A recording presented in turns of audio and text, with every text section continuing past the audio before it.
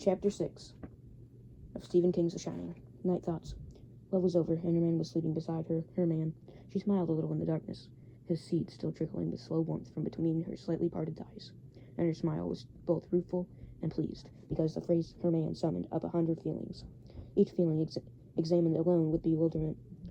Together in this darkness, floating to sleep, they were like a distant blues tune, heard in an almost deserted nightclub, melancholy but pleasing. Loving you, baby, is just like rolling off a log, but if I can't be your woman, I sure ain't gonna be your dog.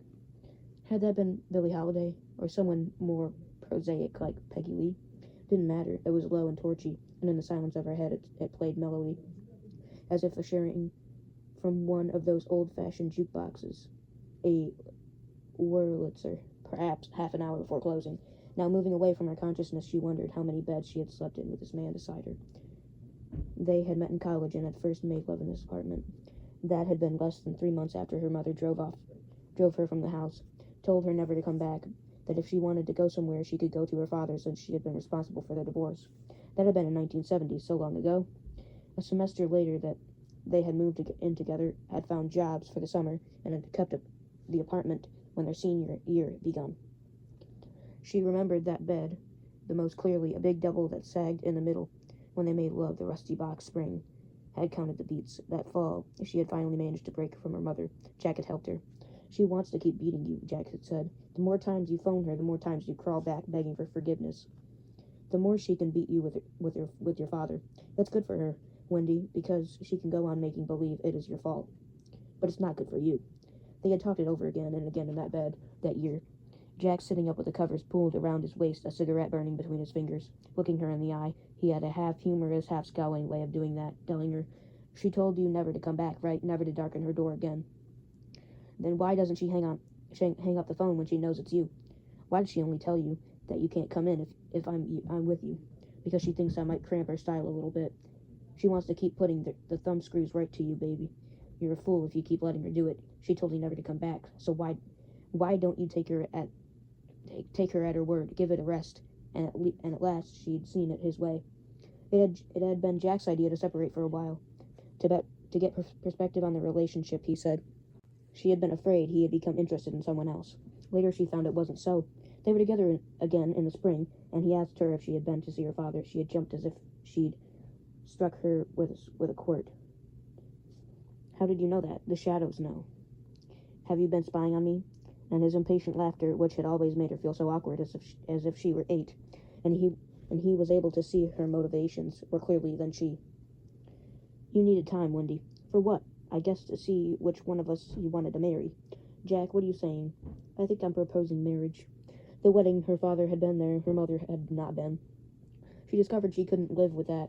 If she had Jack, then Danny had come, her fine son. That had been the best year, the best bed. After Danny was born, Jack had gotten her job typing for half a dozen English department probes, quizzes, exams, class, syllabi, study notes, reading lists. She ended up typing a novel for one of them, a novel that never got published, much to Jack's very irrelevant and very private glee. The job was good for $40 a week, and skyrocketed all the way up to $60 during the 2 months she spent typing the unsuccessful novel. They had their first car, a 5-year-old Buick with a baby seat in the middle, bright, upwardly mobile, young marrieds. Danny forced a reconciliation between her and her mother, a reconciliation that was always tense and never happy, but a reconciliation all the time. When she took Danny to the house, she went without Jack, and she didn't tell Jack that her mother always remade Danny's diapers, frowned over his formula, could always spot the accusatory first signs of a rash on the baby's bottom or privates. Her mother never said anything overtly, but the message came through anyway. The price she had begun to pay, and maybe always would, for the reconciliation was the feeling that she was an inadequate mother. It was her mother's way of keeping the thumbscrews handy. During the days Wendy would stay home and housewife, feeding Danny his bottles in the sun-washed kitchen of the 4-room, second-story apartment, playing her records on a battered portable radio she had since high school. Jack would come home at 3 or at 2 if he felt he could cut his last class, and while Danny slept he would lead her into the bedroom, and fears of inadequacy would be erased. At night, while she typed, he would do his writing and his assignments. In those days, she sometimes came out of the bedroom where the typewriter was to find both of them asleep on the studio couch. Jack wearing nothing but his underpants. Danny sprawled comfortably on her husband's chest with his thumb in his mouth. She would put Danny in his crib and then read whatever Jack had written that night before, waking him up enough to come to bed. The best year. Sun gonna shine in my backyard someday. In those days, Jack's drinking had still been well in hand. On Saturday nights, a bunch of his fellow students would drop over, and there would be a case of beer and discussions in which she seldom took part because her field had been sociology, and his was English. Arguments over whether Pepys's diaries were literature or history, discussions of Charles Olson's poetry, sometimes the reading of works in progress, those and 100 others, 1,000.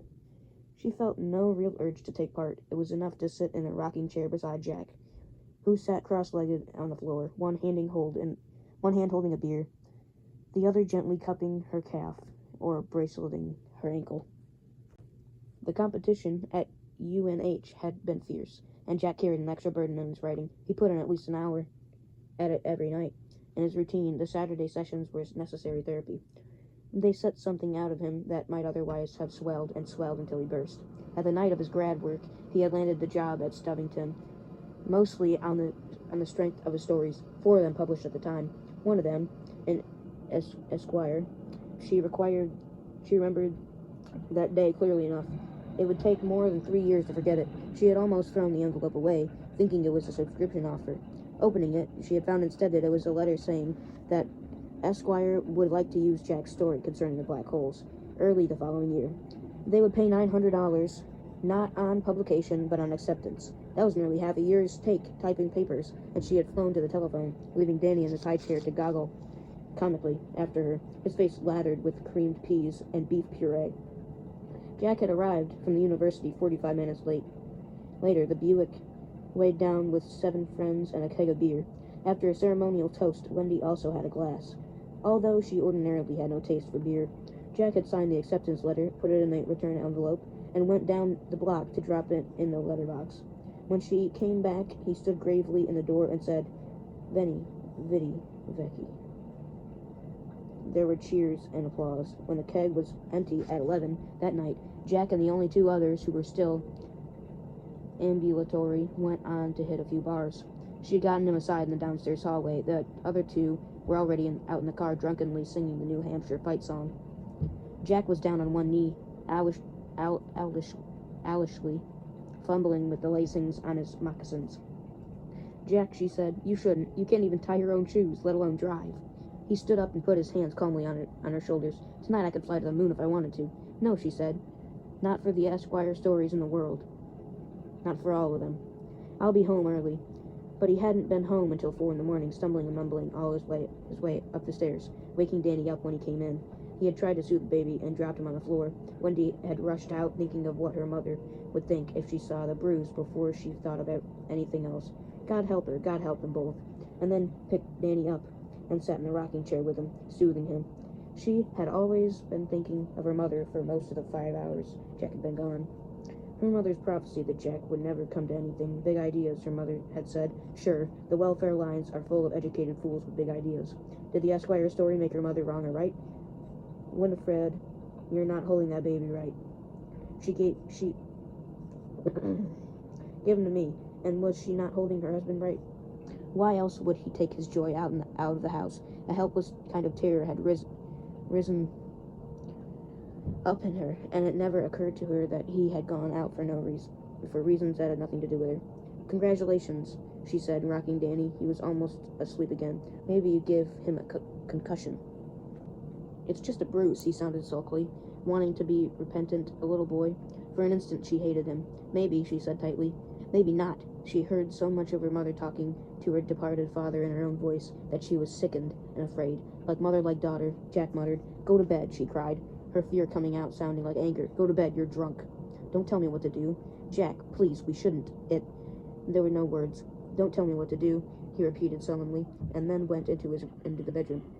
She was left alone in the rocking chair with Danny, who was sleeping again. 5 minutes later, Jack's snores came floating out to the living room. That had been the first night she had slept on the couch. Now she turned restlessly on the bed, already dozing, her mind freed of any linear order by encroaching sleep.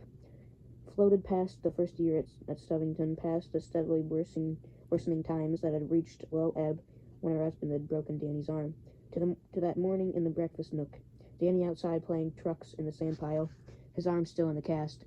Jack sitting at the table, pallid and grizzled, a cigarette jittering between his fingers. She had decided to ask him for a divorce.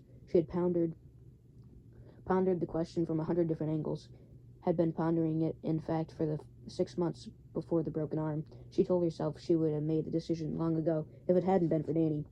But not even that was necessarily true. She dreamed on the long nights when Jack was out, and her dreams were always of her mother's face and of her own wedding ring. All right, welcome back. We're going to get ready. Start some more. I pulled up because I just got out of the shower. And I wanted to rant to you. I just thought of this in the shower. Shower thoughts. Everybody loves them. Love or hate them. Shower thoughts. You know why they don't teach much Native American history? Because they killed all of us. And the last ones that were alive didn't want to talk to the English people. One, because they killed them all. Two, because they didn't even know their damn language. You know what I mean, Elliot? By the way, guys, I'm sick. That's why I sound weird. I have water here, so I don't cough every 5 seconds. So when I talk, I cough. See, I need a sip of water. I finished on my Baja Blast. Who giveth this woman? Her father standing in his best suit, which was none too good. He was a traveling salesman for a line of canned goods that even then was going broke. And his tired face, how old he looked, how pale, I do. Even after the accident, if you could call it an accident, she had not been able to bring it all the way out. To admit that her marriage was a lopsided defeat. She had waited, dumbly hoping that a miracle would occur and Jack would see what was happening. Not only to him, but to her. But there had been no slowdown. A drink before going off to the academy, 2 or 3 beers with lunch at the Stubbington house. 3 or 4 martinis before dinner, 5 or 6 more while grading papers. The weekends were worse. The nights out with Al Shockley were worse still. She had never dreamed there could be so much pain in her life, when there was nothing physically wrong.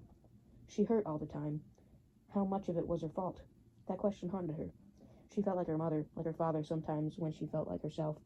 She wondered what it would be like for Danny, and she dreaded the day when he grew old enough to lay blame, and she wondered where they would go, and she had no doubt her mother would take her in, and no doubt that after half a year of watching her diapers remade, Danny's meals recooked and or redistributed, of coming home to find his clothes changed, or his hair cut, or the books her mother found unsuitable, Excuse me. spirited away to some limbo in the attic. After half a year of that, she would have a complete nervous breakdown, and her mother would pat her head and say comfortingly, "Although it's not your fault, it's all your own fault. You were never ready. You showed your true colors when you came between your father and me." My father, Danny's father, mine, his. Who giveth this woman? I do. Dead of a heart attack 6 months later. The night before that morning, she had lain awake almost until he came in, coming to her decision. The divorce was necessary, she told herself. Her father and her mother didn't belong in the decision. Neither did her feelings of guilt over their marriage, nor her feelings of inadequacy over her own. It was necessary for her son's sake and for herself. If she was to salvage anything at all from her early adulthood, the handwriting on the wall was brutal but clear. Her husband was a lush. He had a bad temper, one he could no longer keep wholly under control now that he was drinking so heavily, and his writing was going so badly. Accidentally or not accidentally, he had broken Danny's arm. He was going to lose his job, if not this year, then the year after. Already she had noticed the sympathetic looks from the other faculty wives. She told herself that she had stuck with the messy job of her marriage for as long as she could. Now she would have to leave it. Jack could have full visitation rights. She would want support from him only until she could find something and get on her feet. And that would have to be fairly rapidly, because she did not know how long Jack would be able to pay support money. She would do it as a little bitterness as possible, but it had to end. So thinking, she had fallen off into her own thin and unrestful sleep, haunted by the faces of her own mother and father. "You're nothing but a home wrecker," her mother said. "Who giveth this woman?" The minister said, "I do," her father said. But in the bright and sunny morning, she felt the same. Her back to him, her hands plunged in warm dish water up to her wrists. She had commenced with the unpleasantness. I want to talk to you about something that might be best for Danny and I, for you too, maybe. We should have talked about it before, I guess. And then he had said an odd thing. She had expected to discover his anger, to provoke the bitterness, the recriminations.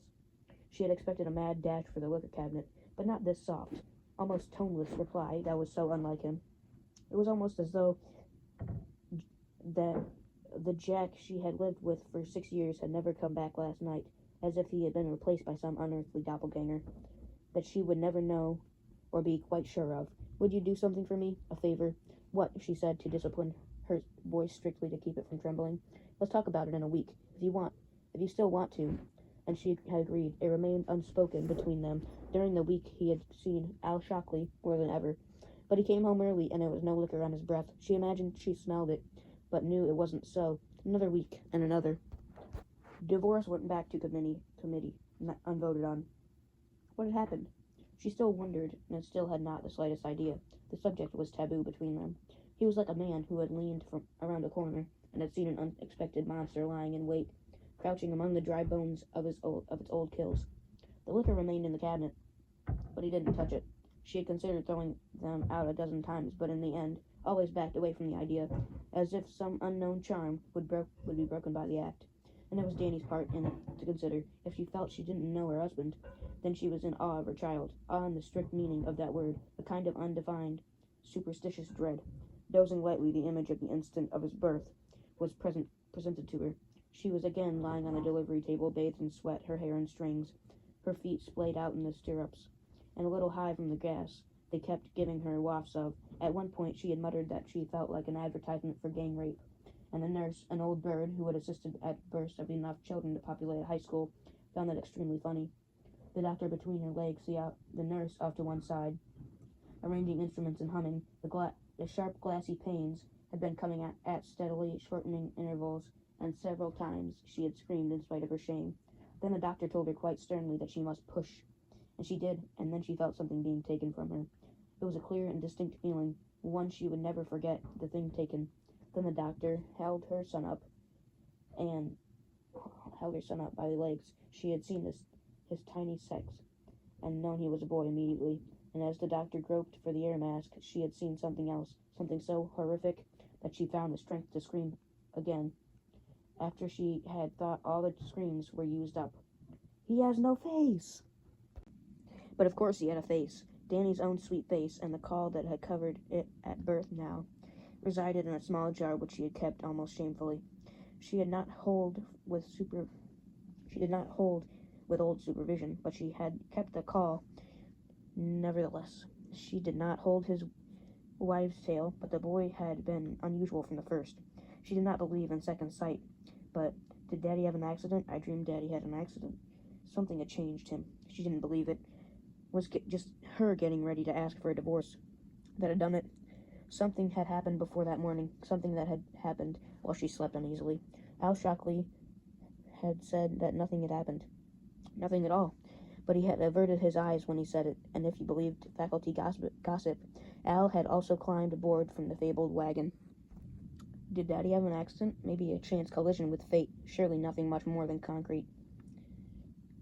She had read that day's paper in the next days with a closer eye than usual, but she saw nothing she could connect with Jack. God help her, she had been looking for a hit-and-run accident or a barroom brawl that had resulted in serious injuries, or who knew? Who wanted to? But no policeman came to call, either to ask questions or with a warrant empowering him to take paint scrapings from the VW's bumpers. Nothing.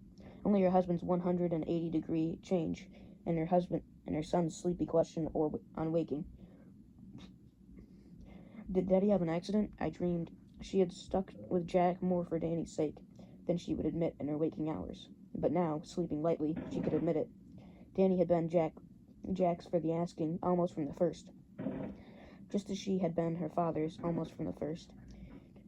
She couldn't remember Danny ever spitting a bottle back on Jack's shirt. Jack could get him to eat after she had given up in disgust, even when Danny was teething, and it gave him visible pain to chew. When Danny had a stomach ache, She would rock him for an hour before he began to quiet. Jack had only to pick him up, walk twice around the room with him, and Danny would be asleep on Jack's shoulder, his thumb securely corked in his mouth. He hadn't minded changing diapers, even those he called special deliveries. He sat with Danny for hours on end, bouncing him on his lap, playing finger games with him, making faces at him while Danny poked at his nose and then collapsed with giggles. He made formulas and administered them faultlessly, getting up every last burp afterward. He would take Danny with him in the car to get the paper or a bottle of milk, or nails at the hardware store, even when their son was still an infant. He had taken Danny to Stubbington Keene's soccer match when Danny was only 6 months old, and Danny had sat motionlessly on his father's lap through the whole game, wrapped in a blanket, a small Stubbington pennant clutched in one chubby fist. He loved his mother, but he was his father's boy, and hadn't she felt time and time again her son's wordless opposition to the whole idea of divorce? She would be thinking about it in the kitchen, turning it over in her mind as she turned the potatoes for supper over in her hands for the peeler's blade, and she would turn around to see him sitting cross-legged in a kitchen chair, looking at her with eyes that seemed both frightening and accusatory.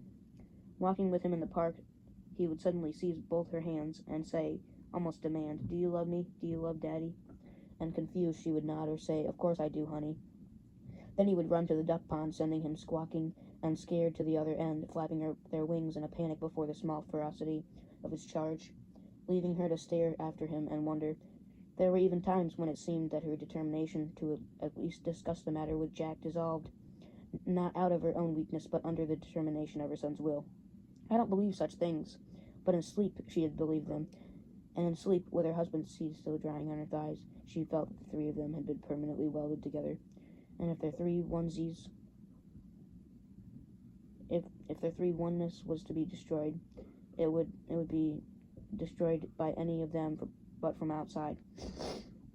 Most of what she believed centered around her love for Jack. She had never stopped loving him except for that dark period immediately following Danny's accident, and she loved her son. Most of all, she loved them together. Walking or riding, or only sitting, Jack's large head and Danny's small one poised alertly over the fans of old-maid hands, sharing a bottle of Coke, looking at the funnies. She loved having them with her.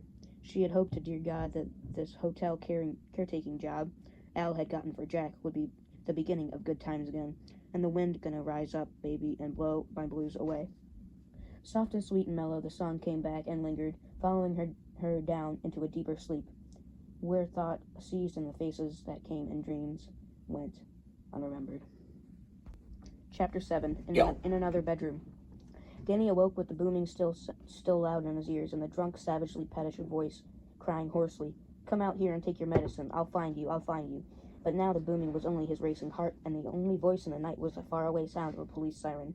He lay in bed motionlessly, looking up at the wind-stirred shadows of the leaves on his bedroom ceiling. They twined sinuously together. Sinuously together, making shapes like the vines and creepers in a jungle, like patterns woven into the nap of a thick carpet. He was clad in Dr. Denton pajamas. But between the pajama suit and his skin, he had grown a more closely fitting singlet of perspiration. "Tony," he whispered, "you there?" No answer. He slipped out of bed and padded silently across to the window and looked out on Arapahoe Street. Arapahoe. Arapahoe. It's Indian. Arapahoe Street. Native American. Now still and silent. It was 2 a.m. There was nothing out there but empty sidewalks drifted with fallen leaves, parked cars, and a long-necked street light on the corner across from the Cliff Bryce gas station, with its hooded top and motionless stance. The street light looked like a monster in a space show. He looked up the street both ways,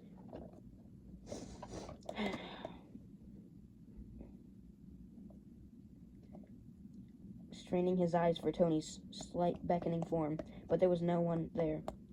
The wind sighed through the trees, and the falling leaves rattled up the deserted walks and around the hubcaps of parked cars. It was a faint and sorrowful sound, and the boy thought that he might be the only one in Boulder awake enough to hear it, the only human being, at last. There was no way of knowing what else might be out in the night. Slinking hungrily through the shadows, watching and scenting the breeze. I'll find you, I'll find you. Tony, he whispered again, but without much hope. Only the wind spoke back, gusting more strongly this time, scattering leaves across the sloping roof below his window. Some of them slipped into the rain gutter and came to rest there like tired dancers. Dan. He stared at the sound of the familiar voice and craned out the window, his small hands on the sill. With the sound of Tony's voice, the whole night seemed to have come silently and secretly alive. Whispering, even when the wind quieted again and the leaves were still and the shadows had stopped moving, he thought he saw a darker shadow standing by the bus stop. It blocked down, but it was hard to tell if it was a real thing or an eye trick. Don't go, Danny. Then the wind gusted again, making him squint, and the shadow by the bus stop was gone, if it had never been there at all. He stood by his window for a minute, an hour, sometime longer, but there was no more. At last he crept back into his bed and pulled the blankets up and watched the shadows thrown by the alien streetlight turn into a sinuous jungle filled with flesh-eating plants that wanted only to slip around him, squeeze the life out of him, and drag him down into blackness, where one sinister word flashed in red. Red rum. Red rum.